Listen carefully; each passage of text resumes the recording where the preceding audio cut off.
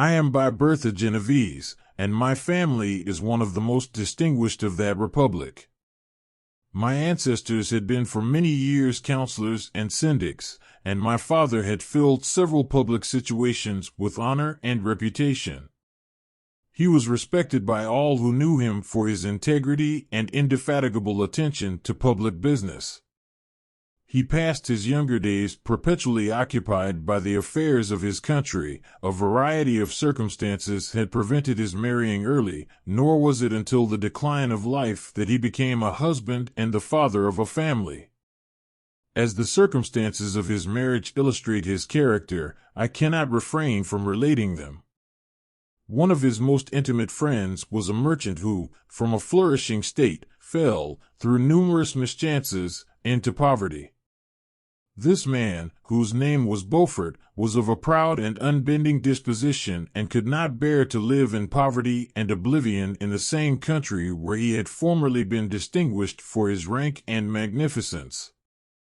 Having paid his debts, therefore, in the most honorable manner, he retreated with his daughter to the town of Lucerne, where he lived unknown and in wretchedness. My father loved Beaufort with the truest friendship and was deeply grieved by his retreat in these unfortunate circumstances.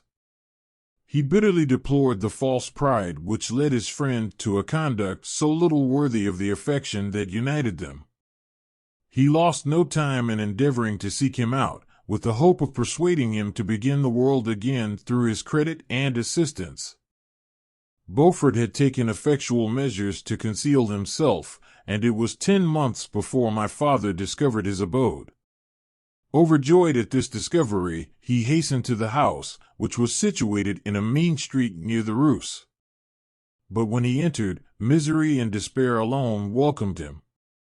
Beaufort had saved but a very small sum of money from the wreck of his fortunes, but it was sufficient to provide him with sustenance for some months, and in the meantime he hoped to procure some respectable employment in a merchant's house. The interval was, consequently, spent in inaction. His grief only became more deep and rankling when he had leisure for reflection, and at length it took so fast hold of his mind that at the end of 3 months he lay on a bed of sickness, incapable of any exertion. His daughter attended him with the greatest tenderness, but she saw with despair that their little fund was rapidly decreasing and that there was no other prospect of support. But Caroline Beaufort possessed a mind of an uncommon mold, and her courage rose to support her in her adversity. She procured plain work, she plaited straw, and by various means contrived to earn a pittance scarcely sufficient to support life. Several months passed in this manner.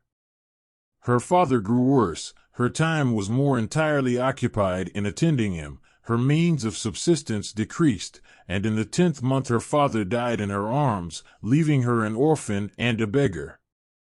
This last blow overcame her, and she knelt by Beaufort's coffin weeping bitterly, when my father entered the chamber. He came like a protecting spirit to the poor girl, who committed herself to his care, and after the interment of his friend he conducted her to Geneva and placed her under the protection of a relation. 2 years after this event Caroline became his wife. There was a considerable difference between the ages of my parents, but this circumstance seemed to unite them only closer in bonds of devoted affection. There was a sense of justice in my father's upright mind which rendered it necessary that he should approve highly to love strongly. Perhaps during former years he had suffered from the late discovered unworthiness of one beloved and so was disposed to set a greater value on tried worth. There was a show of gratitude and worship in his attachment to my mother, differing wholly from the doting fondness of age, for it was inspired by reverence for her virtues and a desire to be the means of, in some degree, recompensing her for the sorrows she had endured, but which gave inexpressible grace to his behavior to her. Everything was made to yield to her wishes and her convenience.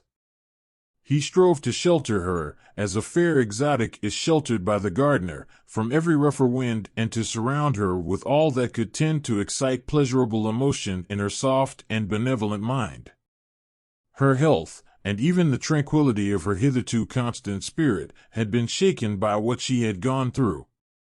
During the 2 years that had elapsed previous to their marriage, my father had gradually relinquished all his public functions, and immediately after their union they sought the pleasant climate of Italy, and the change of scene and interest attended on a tour through that land of wonders as a restorative for her weakened frame. From Italy they visited Germany and France. I, their eldest child, was born at Naples, and as an infant accompanied them in their rambles. I remained for several years their only child. Much as they were attached to each other, they seemed to draw inexhaustible stores of affection from a very mine of love to bestow them upon me. My mother's tender caresses and my father's smile of benevolent pleasure while regarding me are my first recollections. I was their plaything and their idol, and something better, their child, the innocent and helpless creature bestowed on them by heaven, whom to bring up to good, and whose future lot it was in their hands to direct to happiness or misery, according as they fulfilled their duties towards me. With this deep consciousness of what they owed towards the being to which they had given life, added to the active spirit of tenderness that animated both, it may be imagined that while during every hour of my infant life I received a lesson of patience, of charity, and of self-control, I was so guided by a silken cord that all seemed but one train of enjoyment to me. For a long time I was their only care. My mother had much desired to have a daughter, but I continued their single offspring. When I was about 5 years old, while making an excursion beyond the frontiers of Italy, they passed a week on the shores of the Lake of Como. Their benevolent disposition often made them enter the cottages of the poor. This, to my mother, was more than a duty, it was a necessity, a passion, remembering what she had suffered, and how she had been relieved, for her to act in her turn the guardian angel to the afflicted. During one of their walks, a poor cot in the foldings of a veil attracted their notice as being singularly disconsolate, while the number of half-clothed children gathered about it spoke of penury in its worst shape. One day, when my father had gone by himself to Milan, my mother, accompanied by me, visited this abode. She found a peasant and his wife, hard-working, bent down by care and labor, distributing a scanty meal to 5 hungry babes. Among these there was one which attracted my mother far above all the rest. She appeared of a different stock. The 4 others were dark-eyed, hardy little vagrants. This child was thin and very fair. Her hair was the brightest living gold, and despite the poverty of her clothing, seemed to set a crown of distinction on her head.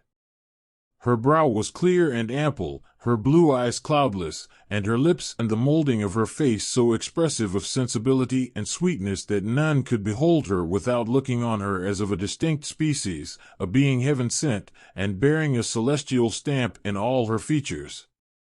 The peasant woman, perceiving that my mother fixed eyes of wonder and admiration on this lovely girl, eagerly communicated her history.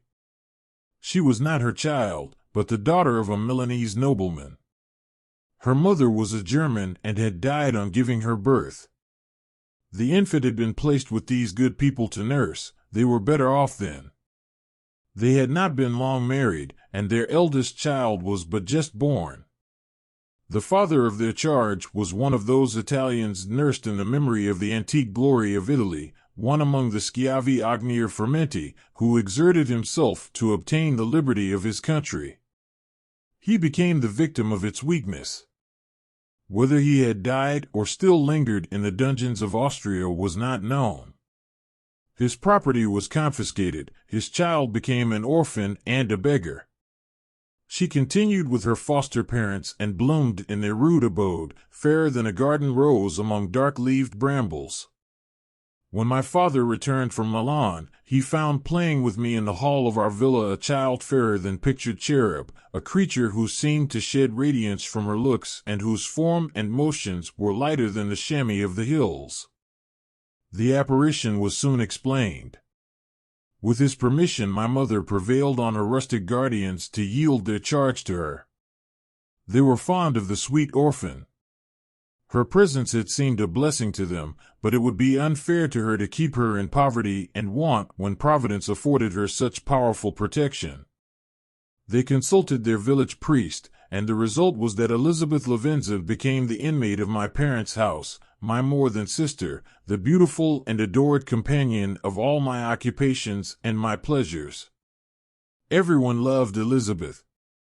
The passionate and almost reverential attachment with which all regarded her became, while I shared it, my pride and my delight. On the evening previous to her being brought to my home, my mother had said playfully, "I have a pretty present for my Victor. Tomorrow he shall have it." And when, on the morrow, she presented Elizabeth to me as her promised gift, I, with childish seriousness, interpreted her words literally and looked upon Elizabeth as mine to protect, love, and cherish. All praises bestowed on her I received as mate to a possession of my own. We called each other familiarly by the name of cousin.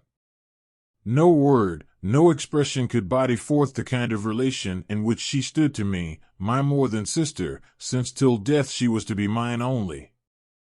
Thank you for watching. Hope you liked the story. Please like if you do and subscribe my new channel. Appreciate your comments. Chapter 2 of this story will be published tomorrow. See ya.